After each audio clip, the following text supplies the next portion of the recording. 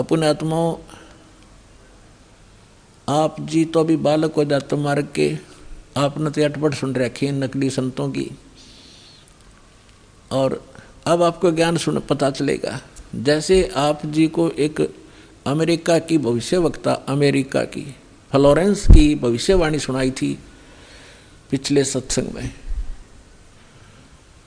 और उसने क्या बताया है कि उस संत के ऊपर नक्षत्र से एक प्रकाश आ रहा लगातार, उसकी किरणें उसके मस्तिष्क पर निरंतर बरस रही है। तो यह शक्ति सतलोक से सतपुरुष की, कबीर भगवान की दास के पास आ रही है, और उसी से दास आपको कनेक्शन दे रहा है, ये रियल पावर मिल रही है आपको। फिर वो क्या बताती है कि उसका चेहरा जो मैं देखती हूँ जैसे उसके चारों तरफ सूर्य उदय हो रहे हों। इस शरीर के अंदर एक और बॉडी है। जिन भी महापुरुषों को लेकर गए उनके इस यहाँ की बॉडी यहीं छोड़ गए, अंदर ऐसा ही शरीर है, वो ओरिजिनल, यानी तो भक्ति से संग्रहित, भक्ति से चार्जड है वो।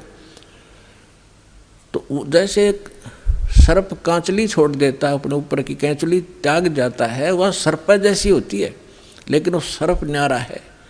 ऐसे ही शरीर के अंदर ओरिजिनल जो बॉडी है वो अलग है, और उसका प्रकाश फिर उस सूक्ष्म शरीर से बाहर झलकता है।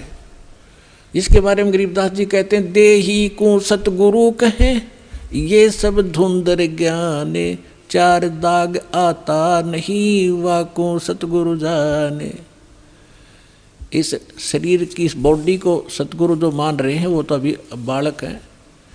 इसके अंदर जो और शरीर युक्त वो सतगुरु है,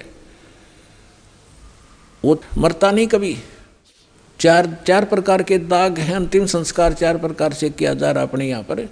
एक तो दफना देते हैं, मिट्टी में गाड़ देते हैं ईसाई और मुसलमान भाई, और हिंदू और सिख संस्कार कर देते हैं। कुछ ऐसे हैं जो जल प्रवाह कर देते हैं उसको, मच्छी कीड़े मकोड़े खाकर उसके शरीर को दबा देंगी।